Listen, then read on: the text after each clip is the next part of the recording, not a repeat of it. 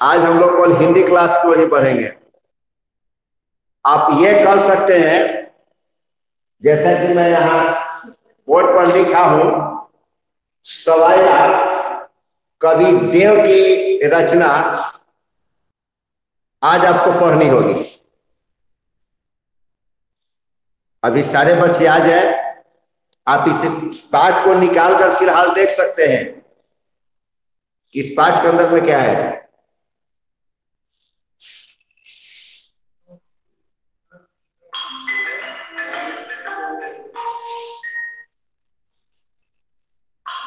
आप लोग अपना वीडियो ऑन करें और माइक को बंद रखेंगे। कुछ पूछना होगा तो कमेंट बॉक्स से पूछेंगे। मेरी आवाज सबको मिलनी चाहिए।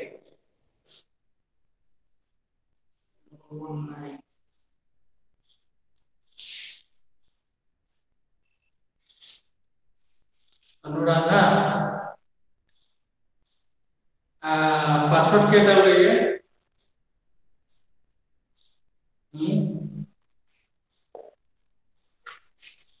नंबर वो नहीं। अभी धीरे धीरे बच्चे जुड़ रहे हैं। सारे बच्चे जुड़ जाए तब इस पाठ को मैं आगे बढ़ाऊंगा। इसी नंबर पर पासवर्ड में डालना है। जो बच्चे जुड़ रहे हैं इस पर आप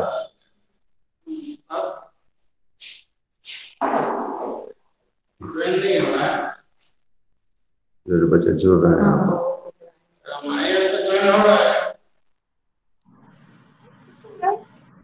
हाँ हाँ, मेरी आवाज मिल रही है। आप लोग अपने माइक को बंद रखेंगे।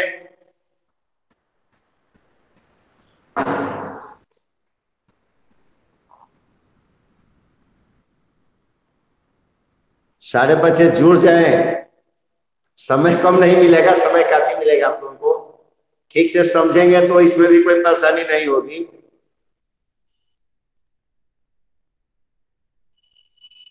सारे बच्चों का नमस्कार मिल रहा है, वो मैं देख रहा हूं। वो सबका स्वीकार है। आवाज क्यों मेरी मिलनी चाहिए।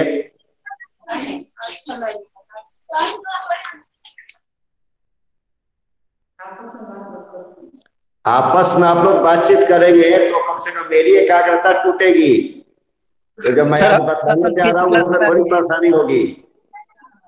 इस तरह लोग पूरी खामोशी से मेरी बातों को सुनेंगे, उसमें ज्यादा आपको लाभ होगा।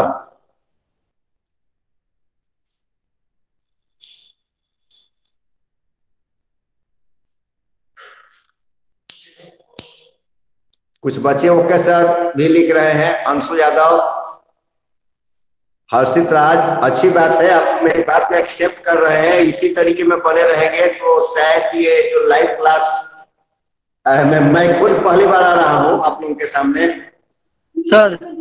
हाँ।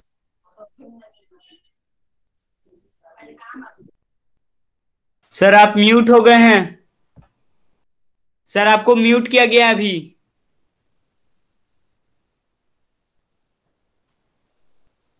सर आपका माइक म्यूट हो गए हैं।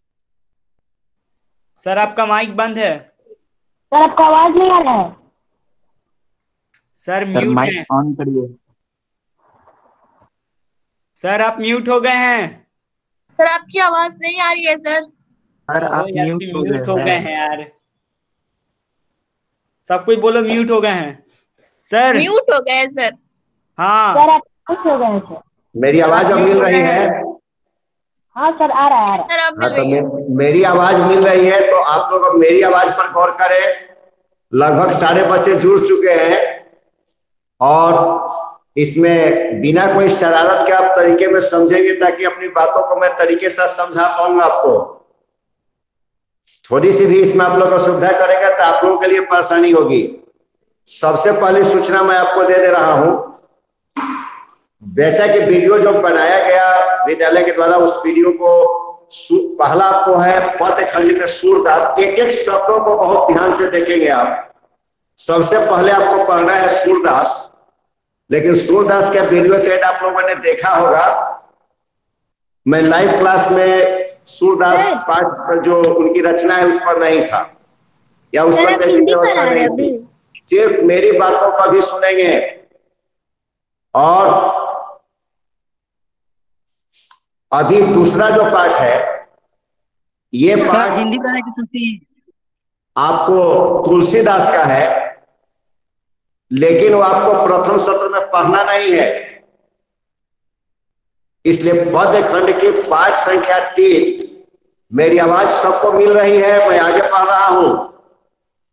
मेरी आवाज सबको मिल रही है? मैं आगे पढ़ रहा हूं।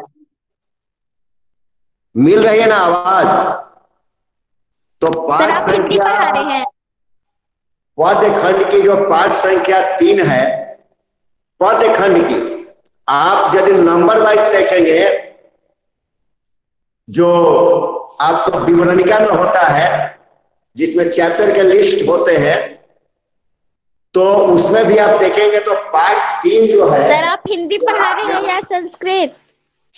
आज केवल हिंदी का मैं क्लास ले रहा हूं। संस्कृत का क्लास कल आपको 10 का होगा, 10 से 11 दिन में। एक बार फिर से सुन लें, संस्कृत वाले बच्चे इसमें इन्वॉल्व नहीं होंगे, उनका 10 से 11 कल दिन में होगा, और संस्कृत 9 वाले बच्चे का 9 से 10 दिन में होगा। हिंदी पढ़ाई हो रहा है। ज्यादा समय मैं दे पाऊं या समय मिल पाए, इसलिए हिंदी संस्कृत को अलग अलग किया गया है। मैंने पहले भी प्रॉमिस किया था कि हिंदी संस्कृत का क्लास अलग चलेगा, तो आप लोग सबने प्रॉमिस किया, हम आगे बढ़ रहे हैं कि दोनों अलग अलग पढ़ाया जाए। तो अब आप गौर करेंगे, यहाँ बोर्ड पर आपको दिख रहा है सवैया लिखा हुआ है, जो जिसके कलमकार मध्य युग के जो बहुत अच्छे हस्ताक्षर हुए, जिनका नाम देव है। वस्तुतः ये देव इनका उपनाम है। कबीर 2 और 3 की जो ये रचनाकार देव है, यहाँ मैं जहां मैं उंगली रखा हूं, शायद आपको देव दिख रहा होगा। नहीं भी दिख रहा है तो आप कम से कम ये देखें कि देव की रचना है। पहले लोग उपनाम रखते थे, अपनी रचनाओं को जो लिखते थे तो अपने पूरे नाम के बाद में उपनाम डालते थे। जैसे सूर्यकांत त्रिपाठी उनका पूरा नाम था, लेकिन उन्होंने अपना उपनाम रखा निराला।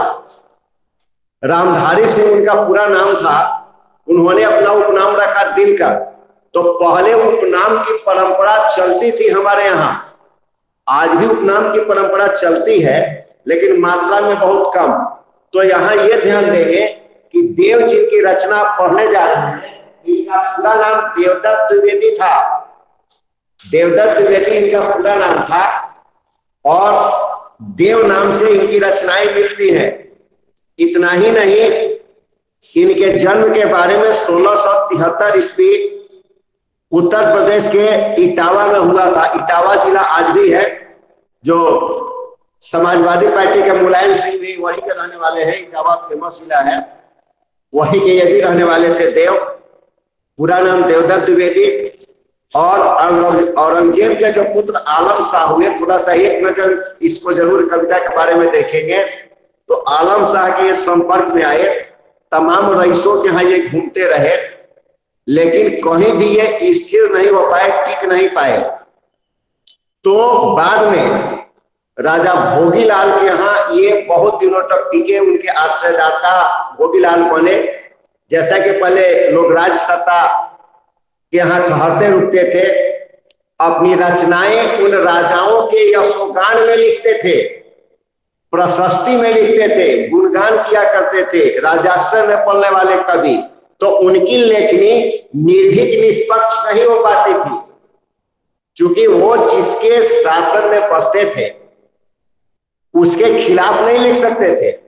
लेकिन जब ये देव हुए हैं, मतीराम है, दादू दयाल है, सूर है, तुलसी है, मीरा है, रहीम है, ये जो हमारी हिंदी विरासत की कवियों की परंपरा रही है, इसमें बहुत से कवि रहे हैं जो राजाश्रय में नहीं पले हैं।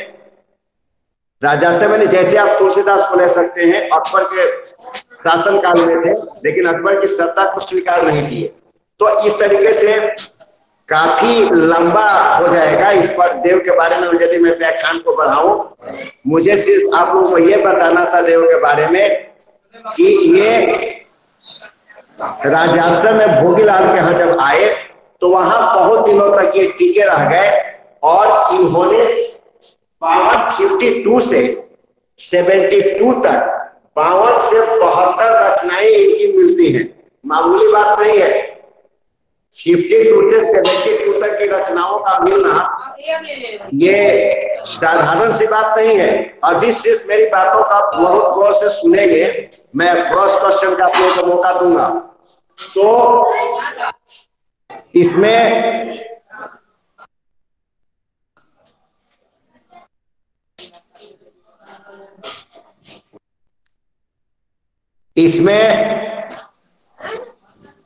इनका जो साहित्यिक चित्रण रहा, इन्होंने जो साहित्य की रचनाएं की जो 52 से आपको 72 की संख्या में मिलती है, मूल रूप में ये प्रकृति चित्रण, भक्ति श्रृंगार इस ओर भी पढ़े। काफी बृहत इनका कार्य रहा। अलंकार के क्षेत्र में भी इनका काफी कुछ जो प्रयोग देखने को मिलता है, अलंकारिक प्रयोग के साहित्य में काफी प्रौढ़ और बेहतर मिलता है। यहाँ पहला जो पढ़ना है वो सवैया है और 2 पद है, कवित्व पद भी आप कह सकते हैं, या इसके लिए जो इन्होंने शब्द दिया है वो कवित्व कहलाता है, जो 2 और 3 में है। सिर्फ इतनी ही आपको अभी पढ़नी है इनके बारे में, जिसमें से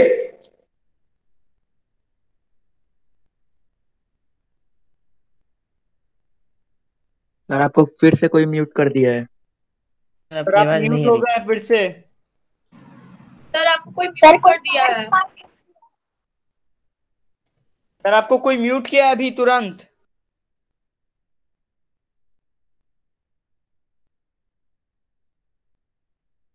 सर आपकी आवाज नहीं आ रही है। सर आपका आवाज नहीं आ रहा है, माइक म्यूट है। सर आपकी आवाज म्यूट है सर, सुनाई नहीं दे रहा कुछ भी। सर आपका माइक म्यूट हो गया है, या कुछ सर सर कोई को बताओ ना यार।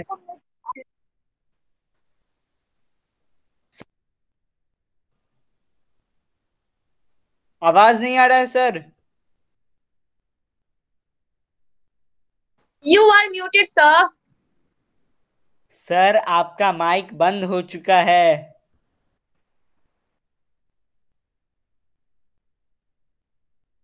सर आपका माइक बंद है। सर आवाज नहीं आ रहा सर, कुछ सर आप कीजिए। यार सर आपका माइक बंद है। सर आपकी ध्वनि हमारे तक नहीं पहुंच रही है। सर आपका माइक बंद हो गया है।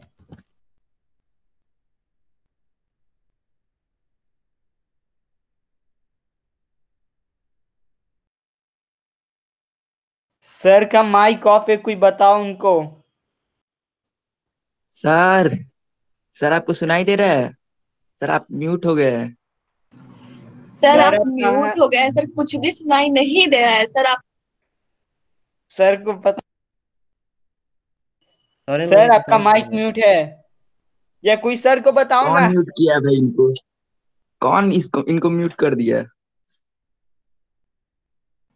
रिकॉर्डिंग सर हो आप रहा है, पता म्यूट है चल जाएगा सर। सबको। हाँ चल गए सर, नहीं रिकॉर्डिंग में है सब कुछ, सबको पता चल जाएगा सर लोग को। अरे कोई सुने तो ना सर, आप म्यूट हो गए हैं। तुम सर लोग यहाँ चुप पे है रहो, ही नहीं। करेंगे। सर पढ़ा रहे लग रहा है। भाई तो सर को कोई बताए, उनका माइक म्यूट हो गया है। तो वहाँ टेक्निकल टीम है तो बताने बोल के तो लिए, रहे हैं। तुम लोग चुप रहो।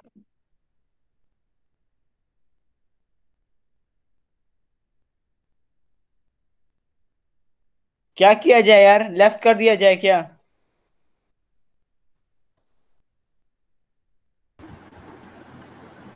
सर का माइक बंद कर रहे हो। सारा रिकॉर्ड मिल रहा है बाबू तुम्हारा। इसके बाद तुम्हारा आईडी ब्लॉक कर दिया जाएगा। आईडी ब्लॉक होने के बाद फिर तुम कभी क्लास नहीं कर पाओगे।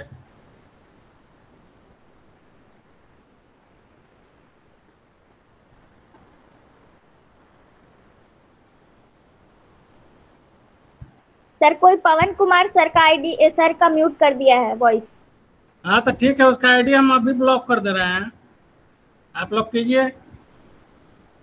इसके बाद क्लास शुरू नहीं कर पाएंगे, कोई भी क्लास शुरू नहीं कर पाएंगे। क्लास अगर अच्छा नहीं लग रहा है आप लोग यहाँ से हट सकते हैं,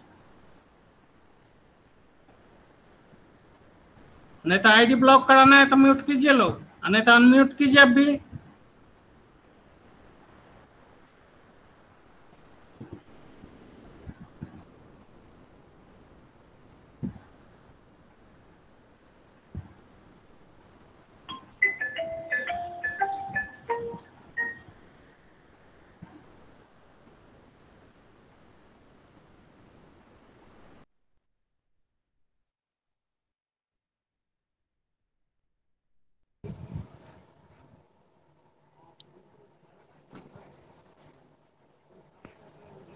जितेंद्र साहब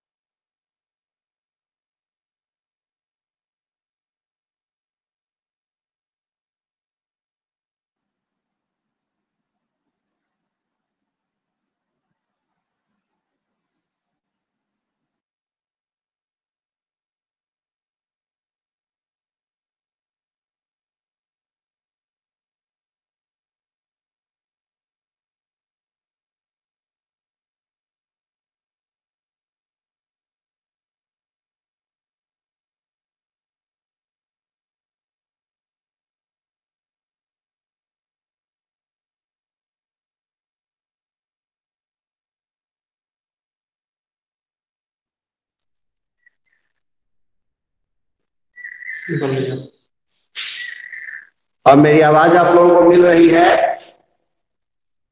इस तरीके से शरारत नहीं करेंगे ताकि आवाज आप लोगों को नहीं मिले और डिस्टर्बेंस आप लोगों को होगा, इससे कोई लाभ नहीं होगा। आप लोगों को डिस्टर्बेंस नहीं हो, इस पर ध्यान रखेंगे।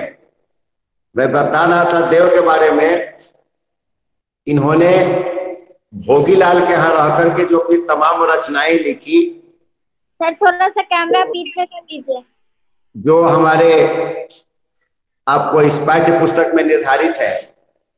तो यदि कहीं आप लोग लिखना चाहें तो लिख सकते हैं। मैं बोल रहा हूं, पहले सवये में ये कृष्ण के रूप सौंदर्य का चित्रण किए हैं। एकदम संक्षिप्त शब्दों में रखेंगे। पहले सवये में ये कृष्ण के रूप सौंदर्य का चित्रण किए हुए हैं और वो कृष्ण का जो सौंदर्य है वो सामंती है। मैंने जैसा कि देवताओं की तस्वीर होती है या देवताओं के जैसे पहनावे होते हैं उस तरीके से जिक्र नहीं है, बल्कि सामंती व्यवस्था में लोग जैसा परिधान धारण करते थे वैसा कृष्ण का चित्रण है। और इसके बाद दूसरे कवित्व में ऋतुराज बसंत को एक बालक के रूप में चित्रित किया गया है। बसंत के बारे में आपने सुना होगा, ऋतु में जो सिरमौर होते हैं उनको बालक के रूप में चित्रित किया गया है। और तीसरे कवित्व में पूर्णिमा की चांदनी रात के बारे में चित्रण है। ये आप संक्षेप में अपने दिमाग में रख लें, संक्षेप में बैठा लें कि सवैया के कृष्ण के सामंती परिधान वेशभूषा का वर्णन है और दूसरे में आपको बसंत के बालक के रूप में चित्रण है और तीसरे में चांदनी रात कैसी होती है कवि अपनी दृष्टि से उसका विवेचन कर रहा है। हर व्यक्ति की दृष्टि अलग अलग होती है, नजर अलग अलग होती है, वो अपनी दृष्टि से देखते हैं।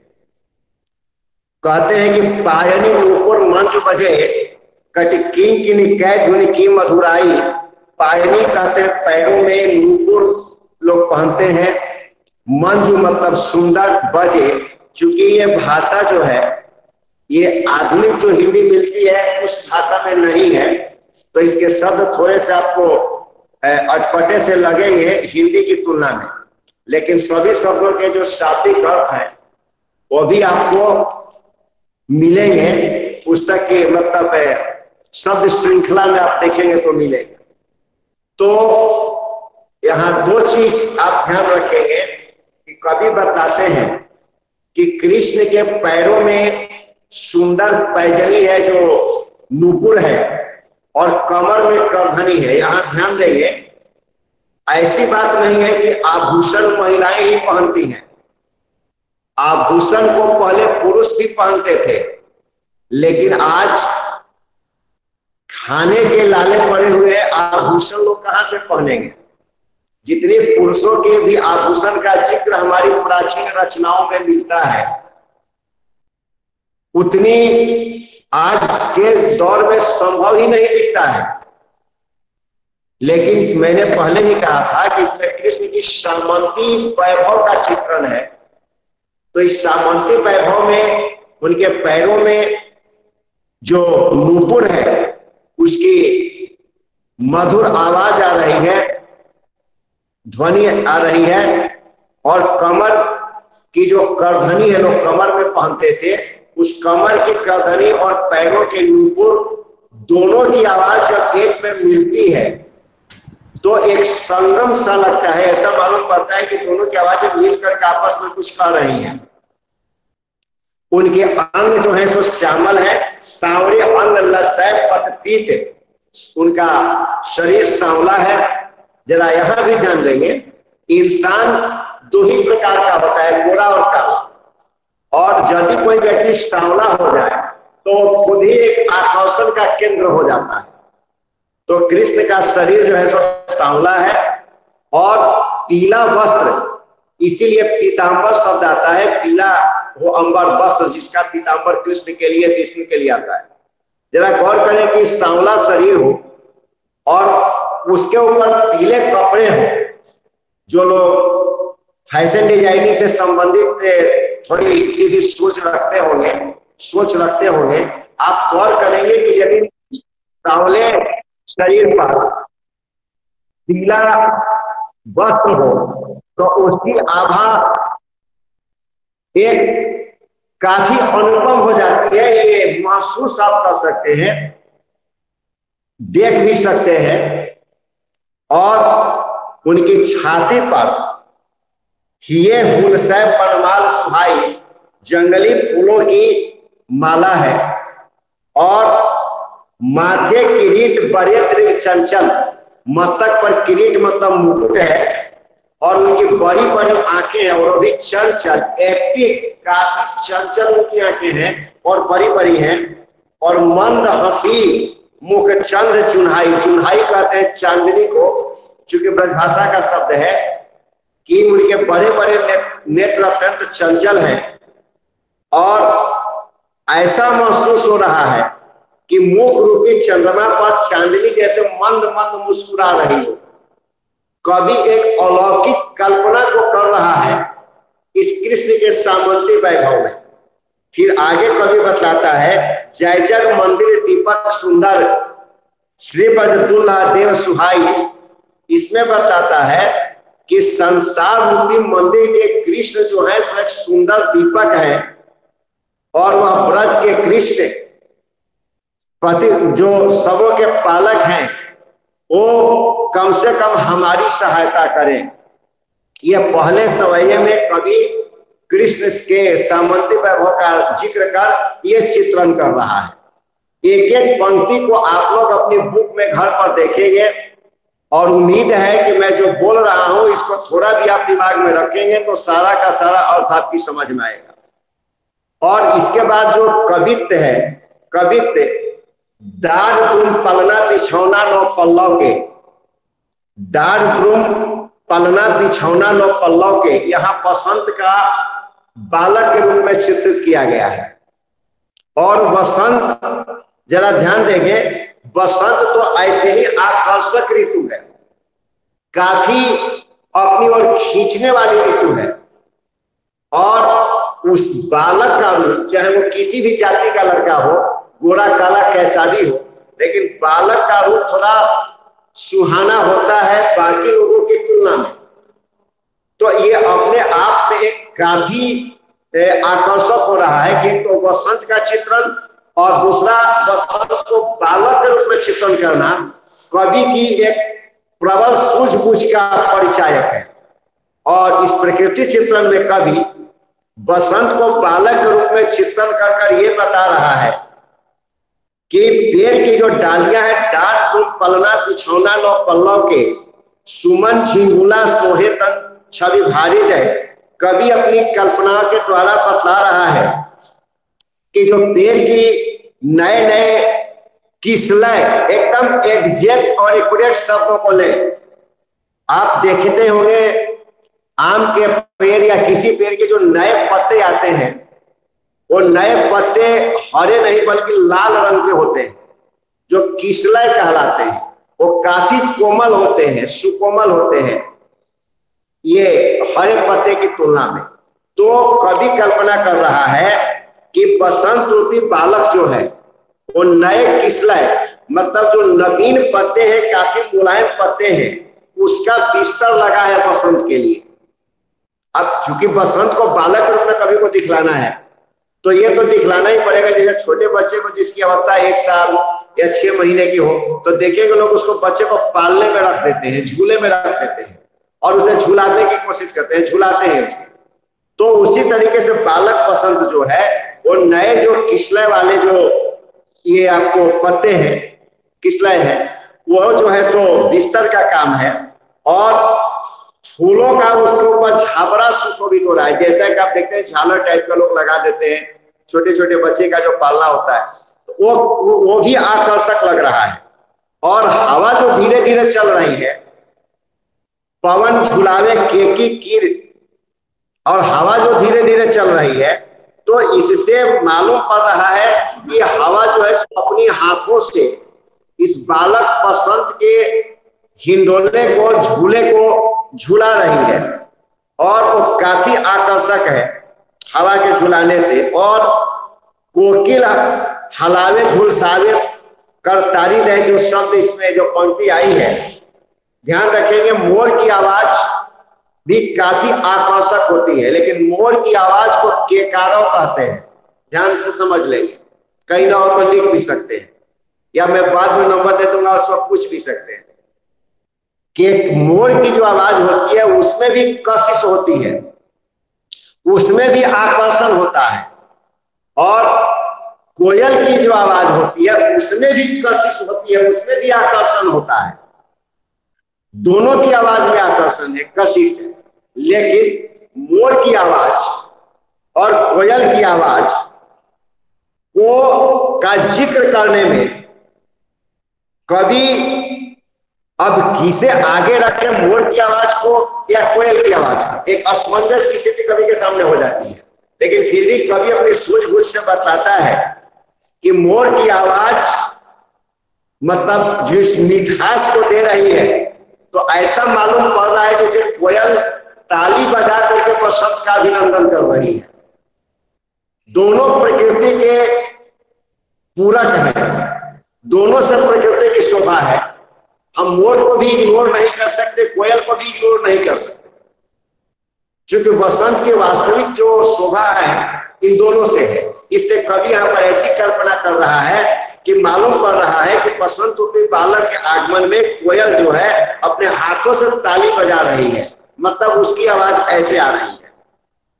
और कंज कली पूरित, अंतिम पंक्ति को जरा गौर से देखेंगे, पूरित पराग सो उतारो अरे राई लो, कंज कली नायिका लतान शीर सारी तय, और मदन महिप जो बालक बसंत ताही प्रातः ही जगावत गुलाब चटकारी है। इन पंक्तियों को जरा ध्यान देंगे, ये प्रातः ही जगावत गुलाब चटकारी है इतनी प्रमुख है कि ये औसतन इससे संबंधित प्रश्न पूछता है। आप देखते हुए कमल की कली रूपी नायिका, अब चूंकि यहाँ पर चित्रण करना ही है, लता रूपी अपनी साड़ी में पराग मकरंद को भरे हुए है और भर करके वो बालक बसंत की नजर उतार रही है। ये तो कवि का कहना है, आप इसे ऐसे समझे।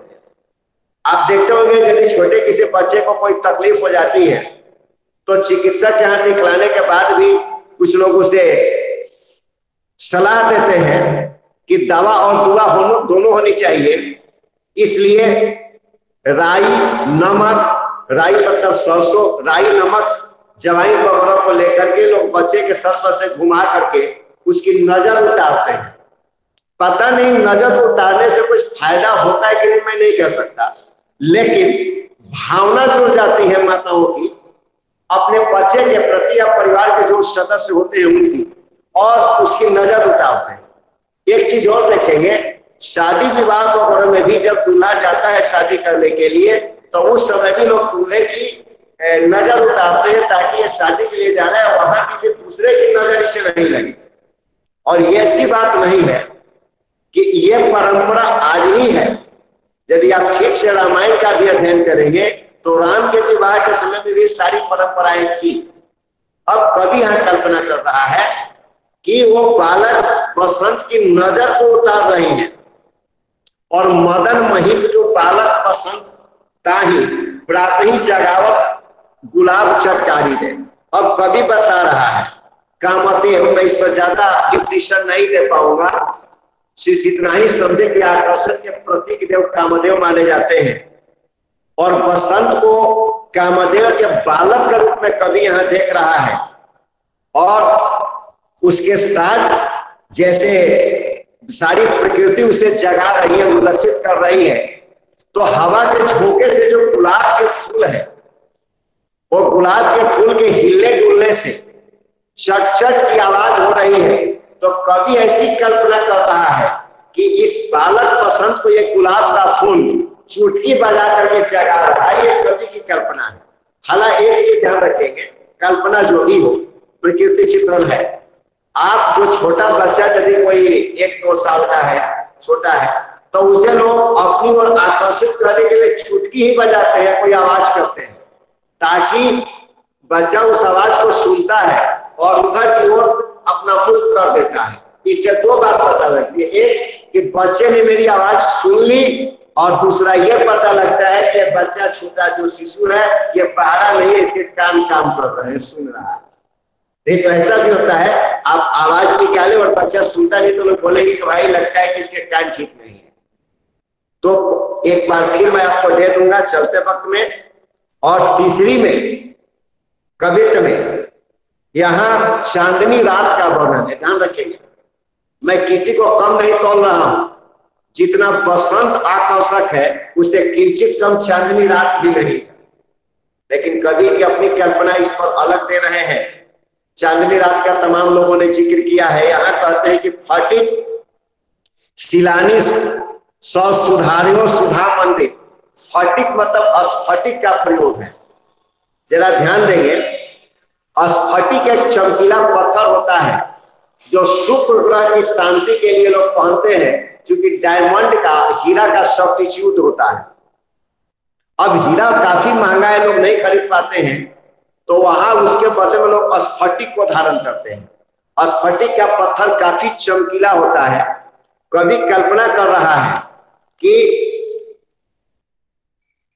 चांदनी रात में ऐसा प्रतीत हो रहा है जैसे सफेद पारदर्शी चट्टानों की सुंदर ढंग से लगाकर स्फटिक को लगाकर एक बहुत बड़ा महल खड़ा कर दिया गया है। कभी यदि आप मार्केट में स्फटिक से अब बने हुए छोटे छोटे मंदिर आते हैं, दुकानों पर बिकते हैं, काफी खूबसूरत लगते हैं। कभी कल्पना कर रहा है कि चांदनी रात में ऐसा प्रतीत हो रहा है, माने इतनी खूबसूरत चांदनी रात है ताकि ऐसा मालूम पड़ रहा है कि पारदर्शी चट्टानों से को मिलाकर उन्हें आपस में जोड़ एक सुंदर महल बना दिया गया है।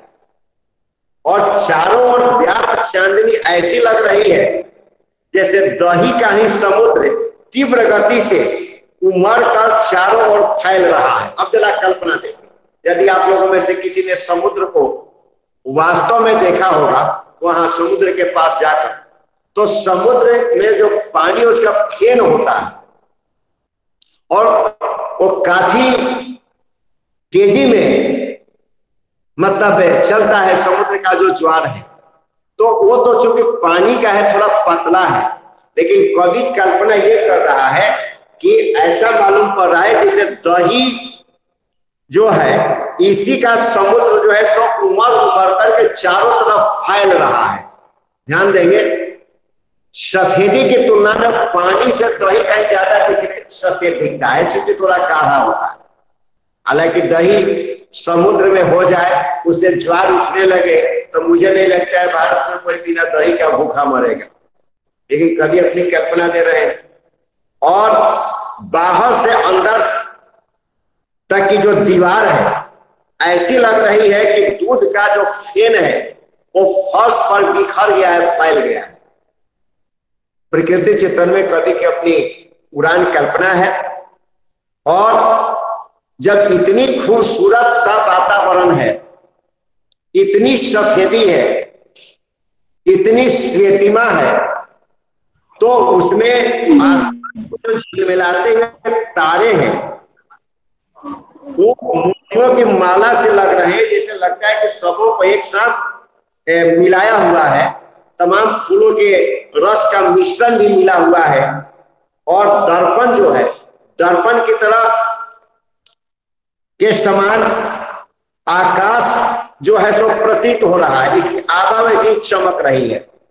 और चंद्रमा इतनी जो कभी खूबसूरती की चर्चा किया, जिक्र किया, कहता है कि राधा के प्रतिबिंब जैसे प्रतीत हो रहे हैं।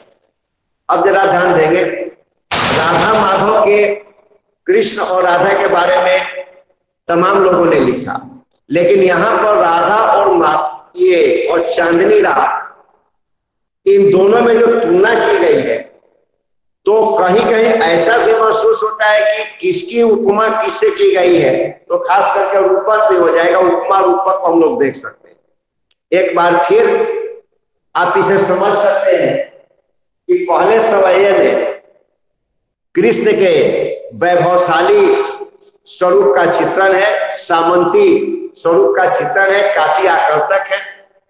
और दूसरे में बसंत का बालक रूप में चित्रण है। और तीसरे में चांदनी रात का विविध रूपों में चित्रण है। यहाँ ये शब्द को खास कर रखेंगे, चांदनी रात का विविध रूपों में चित्रण।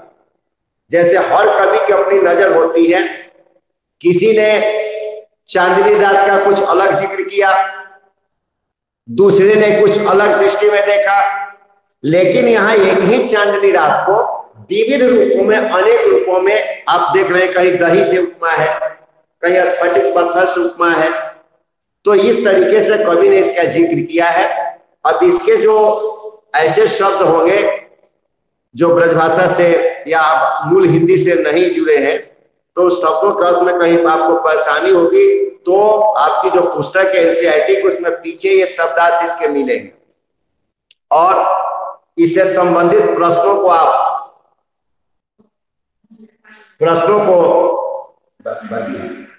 सिर्फ 5 मिनट समय बाकी है और मेरी आवाज आप लोगों को मिल ही रही है। तो इसमें मैं एक बार फिर आपको इंडिकेट आप लोगों को कर दे रहा हूं कि इसके जो प्रश्नोत्तर है, कृपया आप अपनी भाषा आप साइड बुक से हो या नेट से ले। अब तो चूंकि सारे लोग सिमट गए हैं, तो हम लोग भी इस नेट के माध्यम से ही पढ़ा रहे हैं, अंतर महाजाल के माध्यम से ही पढ़ा रहे हैं। तो जिस भी व्यवस्था से हो, आपका उत्तर सही होना चाहिए, सुवाच्य होना चाहिए, ताकि उसको देखा जाए तो पढ़ने में अच्छा लगे। और एक चीज का जो ध्यान रखेंगे कि जो आप प्रश्नों को लिखेंगे, आपके पाठ्य पुस्तक में जितने सारे प्रश्न हैं, आप सारे प्रश्नों को हल करेंगे। चूंकि मेरा क्लास सप्ताह में एक दिन ही है, तो आपको काफी समय भी मिल जाएगा और अपने शब्दों में लिखेंगे। आप कहीं से पढ़ें, उससे मुझे कोई आपत्ति नहीं है। आपको चेक करने तो नेट पर आंसर भी आप लीजिए, पढ़िए, लेकिन भाषा अपनी रखिए। तो इससे होगा कि आपके अंदर लिखने की क्षमता का विकास होगा और आप किसी दूसरे का लेकर के उसकी कॉपी कर देंगे तो उससे आपकी प्रगति जो होगी सो रुक जाएगी। और आप लोगों को इस पर कुछ इससे संबंधित प्रश्न यदि ऐसे मेरा समय समाप्त हो गया, फिर अभी वर्ग 9 के बच्चों का इसके बाद भी क्लास लेना है, शायद 1 या 2 मिनट बचा हुआ है। तो बाकी आप लोग, मैं अपना नंबर एक काम कर दे रहा हूं, यदि आपको कोई ज्यादा परेशानी है तो मैं अपना नंबर यहाँ मोटे मोटे शब्दों में लिख रहा हूं, या कहिए तो मैं बोल दूं, ज्यादा बेहतर रहेगा। तो यदि आप नंबर भी नोट कर सकते हैं, 6200455474। कभी भी यदि आपको कोई परेशानी हो, यदि आप, तो आप इस पर संपर्क कर पाएंगे। यदि मान लीजिए मैं घर चला गया, आपको कोई प्रॉब्लम हो तो उसमें होगी। ये सारे वीडियोज भी आप लोग चाहेंगे तो सारे वीडियो भी आप लोगों को मिल जाएंगे। हर्ष राज आप लिख रहे हैं, बिल्कुल सही है। पीयूष श्रीवास्तव ओके, सही है। शिवम सिंह ओके, ठीक है। और कोई प्रॉब्लम नहीं, ठीक है। इसके साथ आप ये क्लास आप लोगों का समाप्त हो रहा है।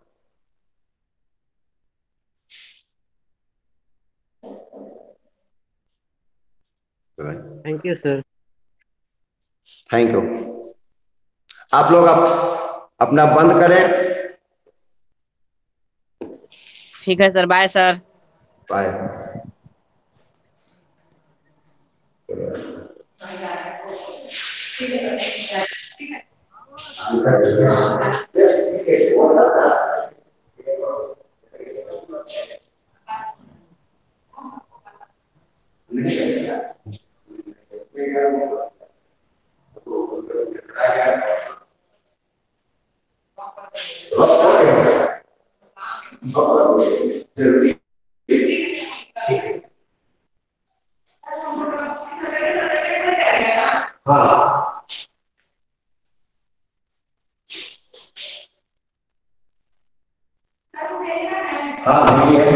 मत पढ़ा जाएगा और क्या किया जाएगा? आप लोग का ये हेलो हेलो, यस सर। ये आप लोगों का खत्म है क्लास। अब दूसरे में 9 क्लास के ऊपर पढ़ूंगा। कोई परेशानी नहीं है? No sir. ठीक है। No sir.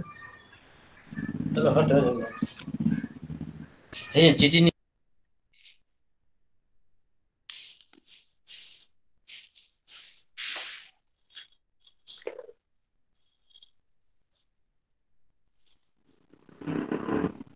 कम हुआ है। उधर होगा। आप लोग अपना अपना बंद करें।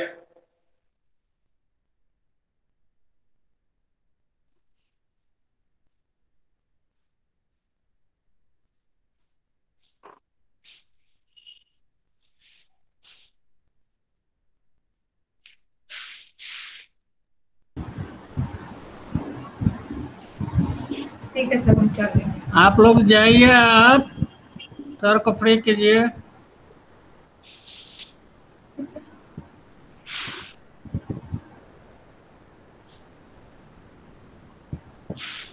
ठीक सर, हम जा रहे हैं। ठीक है।